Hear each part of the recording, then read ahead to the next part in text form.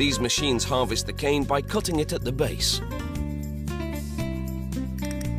The heavier lengths of cane drop into the base of a conveyor, which feeds them into the transport bin that follows alongside. At the mill, trucks empty their load onto a receiving table. It feeds a belt conveyor that takes the cane through two separate washes. The cane must be as clean as possible for extracting the juice.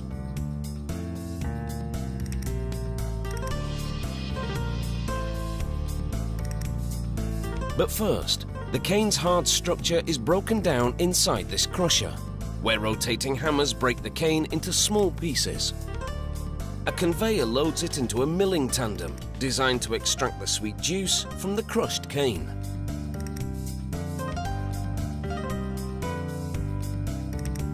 In this milling tandem, the cane passes through a series of 5 or more consecutive mills.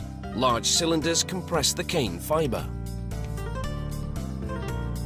The juice pours out of the milling tandem and diverts into a channel away from the bagasse, the dry pulp that remains after extracting the juice.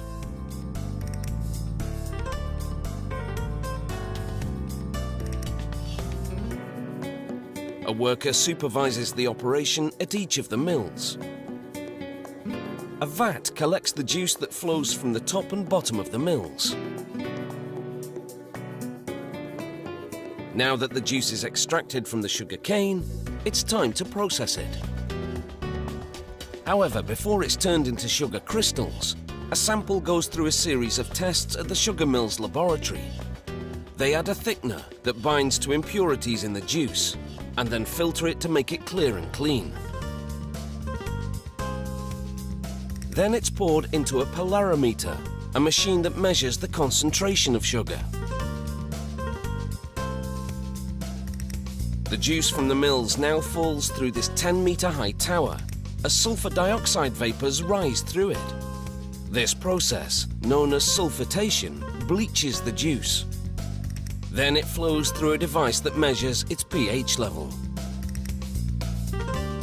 While at a separate vat, workers add powdered lime to water, preparing a solution to which they will then add the juice.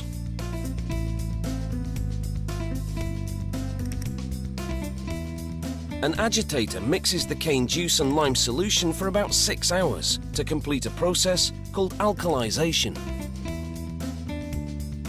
It regulates the juice's pH level and helps clarify it. In reaction to the lime, the juice's colour changes from brown to yellow.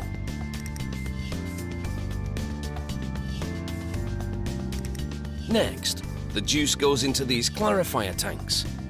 It takes over 2 hours for the juice to settle and for the impurities to fall to the bottom of the tank. A sample taken from the tank shows how the sludge collects at the bottom, while the clarified juice collects at the top.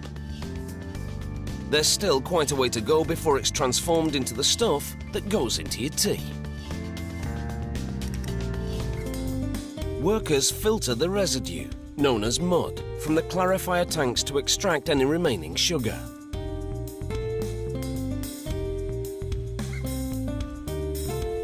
There's no waste here.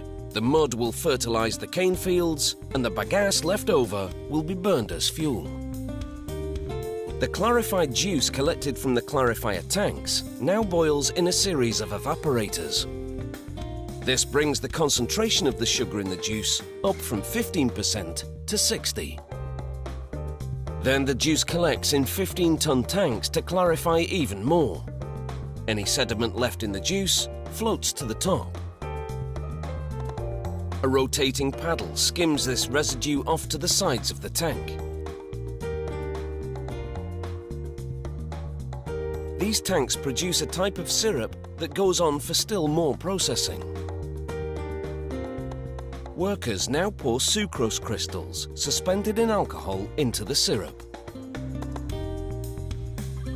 This milky solution binds to the sugar present in the syrup and helps draw it out. Next, it all boils in large vacuum pans, forming sugar crystals.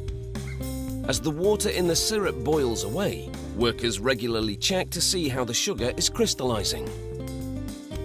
The goal? to produce a thick crystallized paste known as masquite.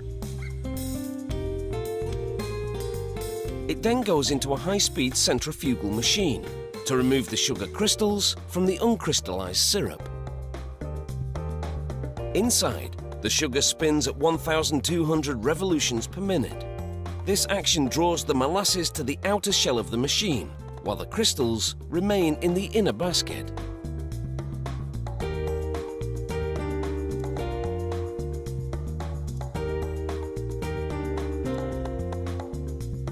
Sprays of water wash the crystals.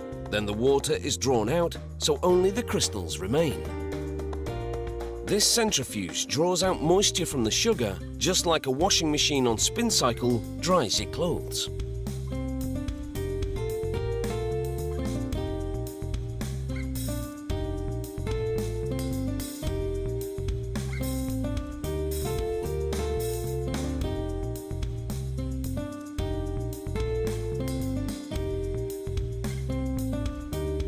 Next, a conveyor belt carries the sugar crystals out of the centrifuge. This mill produces raw sugar, which has more molasses and is unbleached, and plantation white sugar, which has less molasses and is bleached a brilliant white.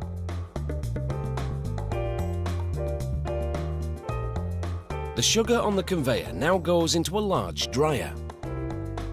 Hot air blows into this dryer to bring the sugar's humidity level down to 0.02%. That's standard for table sugar.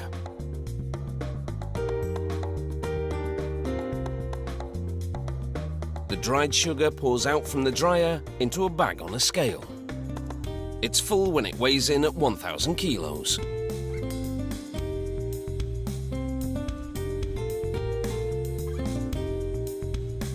A hoist then carries the bags to a platform at the far end of the packing facility. At 3,000 kilos, that is a heavy load. It lowers each bag over a chute that leads to the factory's main floor. Workers carefully open each bag in turn and pour out the sugar directly into the chute. It feeds an automated packaging machine which fills a series of 2-kilo plastic bags, seals them and separates them. This packing facility produces 200,000 bags every day. That means processing 400 tons of white sugar daily.